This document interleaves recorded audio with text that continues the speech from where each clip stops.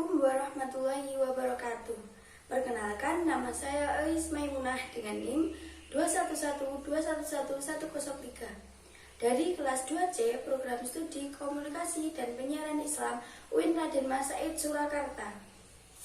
Di sini saya akan sedikit mereview materi tentang mata kuliah ilmu dakwah dengan tema metode dakwah, media dakwah, dan efek dakwah. Yang pertama, metode dakwah.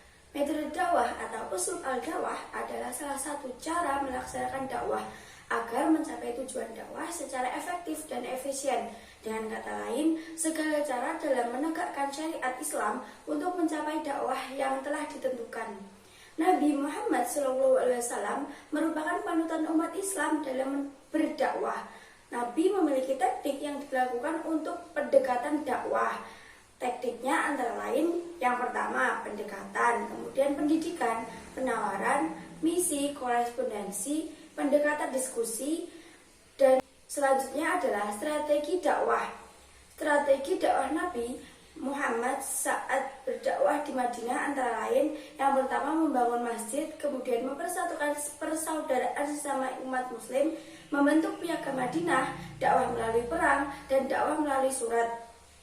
Yang kedua adalah media dakwah. Media dakwah merupakan sarana yang digunakan oleh dai untuk menyampaikan materi dakwah. Pada masa kehidupan Nabi Muhammad SAW, media dakwah digunakan adalah media audiatif, yaitu menyampaikan dakwah dengan lisan. Media dakwah banyak sekali jumlahnya, mulai dari secara tradisional sampai dengan perkembangan modern. Contoh dari media tradisional adalah kentongan, beduk, pagelaran kesenian yang bisa ditampilkan di dalam suatu acara dan mengandung ajaran keislaman. Sedangkan pada zaman modern seperti saat ini, menggunakan media massa dan non-massa. Contoh media massanya adalah televisi, internet, film, radio, koran, dan majalah. Penggunaan dakwah melalui internet ini bisa berupa video atau tulisan yang diunggah di TikTok, di YouTube, dan lain sebagainya. Untuk media non-massa sendiri bisa berupa tulisan, lisan, lukisan, dan audiovisual. Yang terakhir adalah efek dakwah. Efek dakwah merupakan hasil yang dapat dicapai dengan dakwah yang telah disampaikan. Dengan kata lain, dari isi dakwah yang disampaikan itu dapat mencapai sasarannya. Dakwah persuasi merupakan persiapan yang sungguh-sungguh, sebab persuasi berdasarkan usahanya pada segi psikologis dan ingin dicapai adalah kesadaran seseorang untuk melakukan sesuatu. Dakwah ini menggunakan metode ceramah.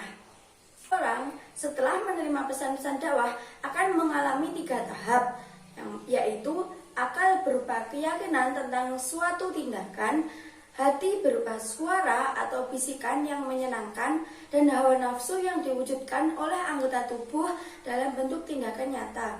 Evaluasi dakwah adalah suatu proses pengumpulan data, menganalisis informasi tentang efektivitas dan dampak dari suatu tahap atau keseluruhan program yang mendorong para manajer atau pemimpin dakwah untuk mengamati perilaku anggotanya lewat pengamatan yang lebih mendalam yang tidak dapat dihasilkan melalui saling pengertian di antara kedua belah pihak. Tidak dapat dipungkiri bahwa dalam setiap aktivitas dakwah akan menuai reaksi baik positif maupun negatif. Artinya, setiap dakwah akan memiliki efek atsar pada objek dakwah. Kemampuan menganalisis efek dakwah sangat penting dalam menentukan langkah-langkah dan strategi dakwah selanjutnya. Tanpa menganalisis efek dakwah, kemungkinan kesalahan strategi dakwah yang bisa merugikan tujuan dakwah dapat terulang kembali. Efek dakwah seringkali disebut dengan feedback atau umpan balik dari proses dakwah. Dari proses dakwah ini seringkali diabaikan oleh para pelaku pendakwah. Mereka seakan merasa tugas dakwah selesai manakala telah selesai menyampaikan materi dakwah. Nilai penting dari efek dakwah terletak dalam kemampuan mengevaluasi dan mengkoreksi terhadap metode dakwah. Hal tersebut harus dilakukan dengan komprehensif dan radikal, artinya tidak parsial, menyeluruh, tidak setengah-setengah. Seluruh unsur dakwah harus dievaluasi secara total guna efektivitas yang menunjang keberhasilan tujuan dakwah.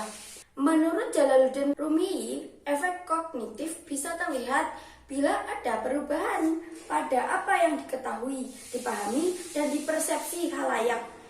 Efek afektif timbul bila ada perubahan pada apa yang disenangi dan dibenci khalayak yang meliputi emosi, sikap, dan nilai. Sedangkan efek behavioral dapat diketahui dengan perilaku nyata yang diamati, yang meliputi pola-pola tindakan, kegiatan, ataupun kebiasaan perilaku penerima dakwah. Sekian dari saya, apabila ada kurangnya, mohon maaf. Semoga bermanfaat untuk kita semua. Terima kasih. Wassalamualaikum warahmatullahi wabarakatuh.